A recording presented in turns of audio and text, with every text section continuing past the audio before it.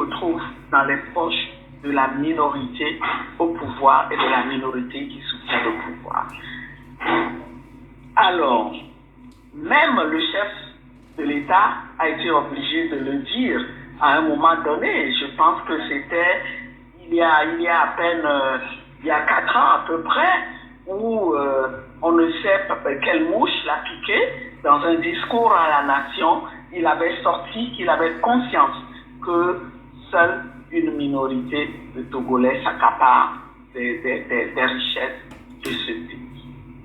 Donc, dans ce contexte, mon père, la première priorité, la priorité des priorités pour la DMK et que nous avons expliqué aux populations pendant la campagne, c'est que nous devons absolument faire en sorte que les Togolais aient 3 repas par jour. Ce n'est pas possible. La misère est tellement grande que les Togolais, beaucoup de Togolais ont du mal à avoir un seul repas. Toute la problématique de l'éducation de cette jeunesse qui constitue la première richesse du pays, si l'on veut vraiment développer le Togo, elle est intacte. Donc, nous comptons en faire une priorité et nous comptons faire en sorte que les structures sanitaires ne soient pas des mouroirs. Le personnel sanitaire a tout fait, a manifesté, a fait des grèves. Et quand le régime est acculé, il discute, il signe un accord dans lequel il promet de trouver des solutions pour améliorer les conditions de travail, les conditions de soins, mais dès que le calme revient, eh bien, on fout tout ça dans un tiroir. Et il est urgent que ces questions de santé deviennent aussi une priorité. Mais vous vous en doutez bien, mon père, je pense qu'on ne peut régler ces questions que si l'on a... il faut pouvoir compter d'abord sur les ressources propres du Togo avant de faire recours à la coopération internationale. Donc, les questions de réforme et de bonne gouvernance, de lutte contre l'impunité des crimes économiques seront pour nous des priorités. Et nous avons un pays qui a beaucoup d'atouts sur le plan agricole, alors que nous avons une agriculture encore qui est à l'état d'agriculture de subsistance. Je ne sais même pas si on peut en parler dans la mesure où même les paysans en période de soudure n'ont pas de quoi manger. Donc, c'est un atout que nous avons. Nous avons des terres arables. Nous avons, ça fait plusieurs décennies que nous formons des ingénieurs agronomes qui ne sont pas vraiment utilisés à développer l'agriculture, mais qu'on met entre 4 murs dans des bureaux.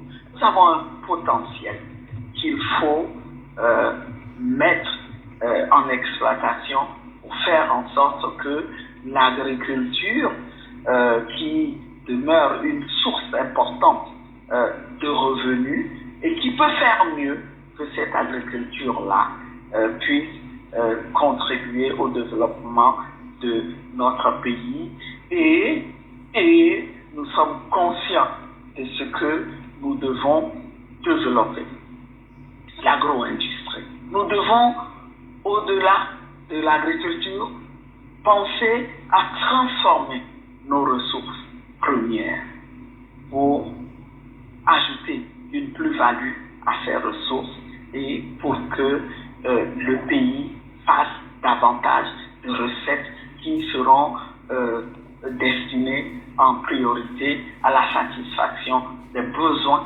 des populations. Voilà en quelques mots ce que je voulais dire de notre programme, tout en ajoutant que nous nous engageons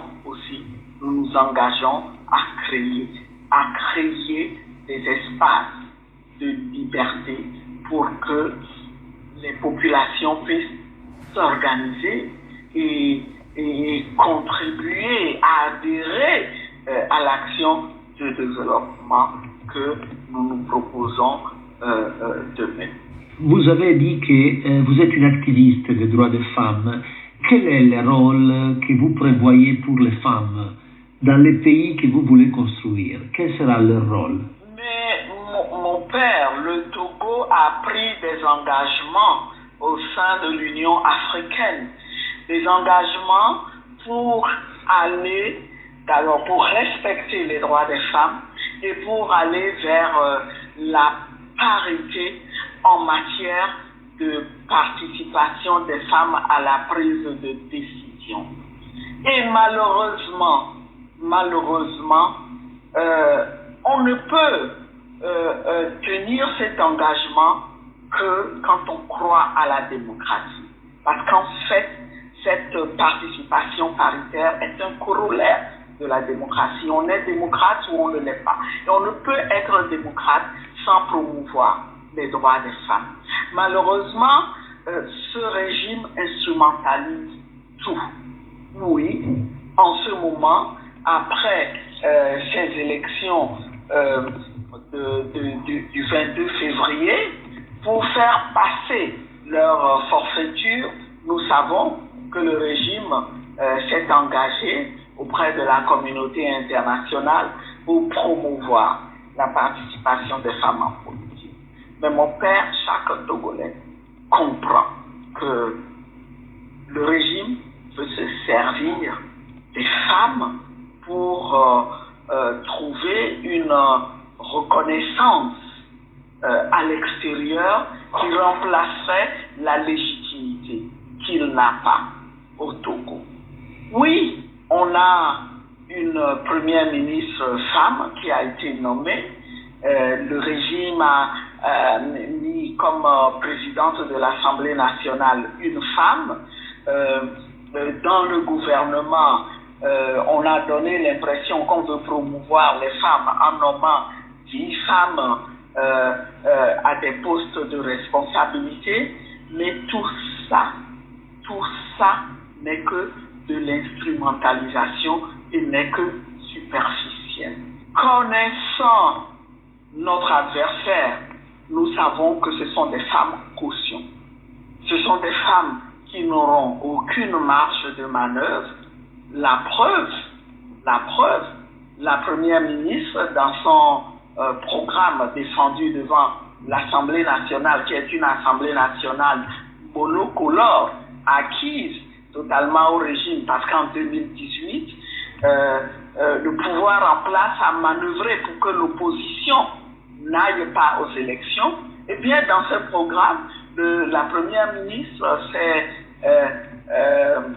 prononcée pour gouverner autrement. Mais gouverner autrement, c'est dans les actes qui sont posés tous les jours. C'est depuis que ce gouvernement est installé qu'on voit qu'il y a un tour de vis davantage autour de tout ce qui est liberté, droit et liberté fondamentale.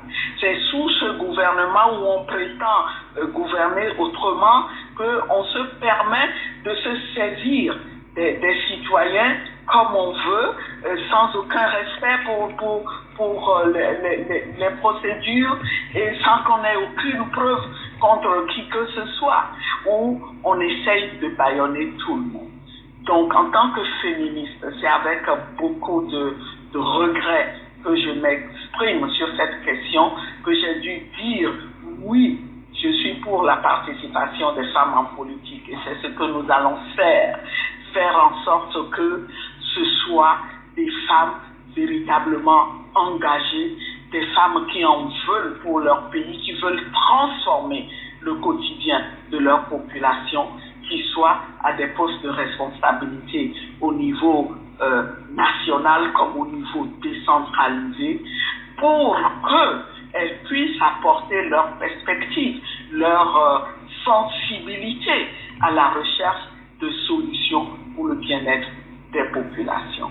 Pour l'instant, nous avons des femmes qui vont appuyer un régime autoritaire, un régime qui bafoue les droits, un régime qui piétine les populations, un régime qui cultive la pauvreté, et c'est absolument inacceptable, mon père. À propos des jeunes, in différents pays d'Afrique, ce sont les jeunes qui demandent un changement radical de la politique. Et est-ce qu'au Togo, vous voyez des jeunes vraiment capables, vraiment engagés, qui peuvent changer la destinée du pays avec un programme concret et réalisable?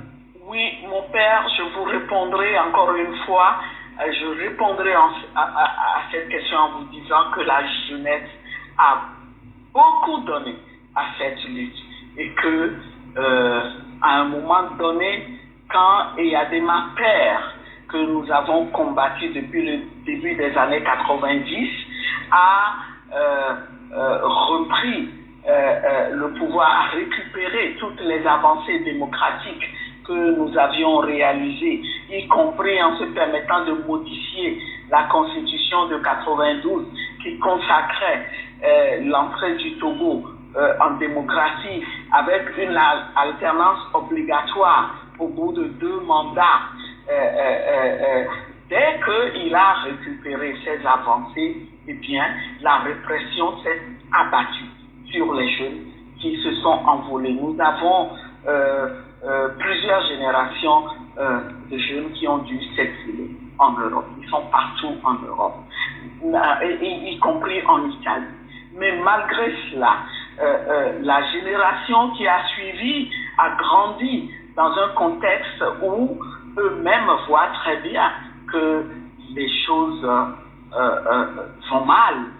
Et donc, nous avons cette jeunesse qui est engagée, mais en même temps que nous travaillons avec elle, les défis que nous avons, c'est de les soustraire à l'action du régime qui comprend que la jeunesse est une force et qui essaye de les formater en leur faisant croire qu'en adhérant à ce régime, eh bien, ils trouveront leur compte. Et nous leur expliquons, eh bien, écoutez, c'est vrai, une minorité y trouvera son compte. Mais n'oubliez pas la grande masse de jeunes qui vont être laissés de côté parce que la minorité qui aura adhéré au régime va se remplir les poches et vivra bien. C'est le défi auquel nous sommes confrontés et les jeunes comprennent de plus en plus que, comme leurs aînés qui ont dû s'exiler sans pour autant avoir le temps de transmettre le témoin, eh bien, ils devront aussi remplir leur mission qui est de contribuer à transformer leur communauté, à transformer leur société. Et nous faisons une grande part aux jeunes dans notre programme. Aujourd'hui, je vous ai parlé de l'éducation. Ça fait plusieurs décennies qu'on n'investit plus dans la formation, dans l'éducation des jeunes, alors que c'est un capital humain dont nous avons besoin. Donc, nous mettrons la priorité là-dessus et nous ferons en sorte qu'il soit là où les choses se discutent, pour que ces jeunes puissent aussi contribuer à la prise de décision, apporter leur savoir-faire. Notre souhait, mon père, c'est de faire en sorte que, une fois que nous aurons obtenu l'alternance et que nous aurons installé à nouveau le Togo sur le socle de la démocratie, que toute cette jeunesse-là, qui a eu le temps d'acquérir un savoir-faire, d'acquérir des connaissances dans leur pays d'accueil, qui puissent revenir et qu'ensemble, nous puissions bâtir un Togo où il fera vraiment bon vivre. Vraiment, merci Brigitte. Dernière question. Les pays est sujet à différentes présences et interférences étrangères. Quelques-unes sont aussi positives et d'autres qui laissent les pays dans cette situation et sont vraiment négatives. Qu'est-ce que vous voyez à propos de ces interférences étrangères? Mon père, nous avons tenu à affirmer avec force que nous croyons en la coopération internationale et en une coopération régionale avec les pays voisins du Togo en Afrique de l'Ouest et au niveau de l'Union africaine, au niveau de toute l'Afrique. Et nous pensons que cette coopération, qu'elle soit internationale ou régionale, doit être bâtie sur un principe qui est celui du gagnant-gagnant. Nous croyons qu'avec une coopération fondée sur le respect mutuel des partenaires, on peut ensemble arriver à créer un monde où il fait mieux vivre, où les intérêts des populations qui ne sont pas contradictoires, forcément, ils sont conciliables. On peut, à travers cette coopération-là, développer un monde plus solidaire et un monde meilleur. Et c'est ce que nous nous évertuons à expliquer aux partenaires du Togo, à expliquer à la France, qui est une ancienne puissance, pas colonisatrice, mais qui était un peu dans cette position de puissance colonisatrice au Togo, puisque nous étions sous tutelle française. Et nous essayons d'expliquer qu'on doit remettre les choses à plat. Pas pour aller contre les intérêts de nos frères, parce que nous sommes tous frères dans ce monde, de nos frères des autres continents, mais faire en sorte que nous puissions avoir un monde solidaire. Un monde solidaire où il y ait plus de justice, où les ressources ne soient pas pillées d'un endroit pour servir les intérêts d'autres peuples. On ne peut pas opposer les peuples. Et nous nous réjouissons de ce que les peuples comprennent de plus en plus que nous devons être solidaires.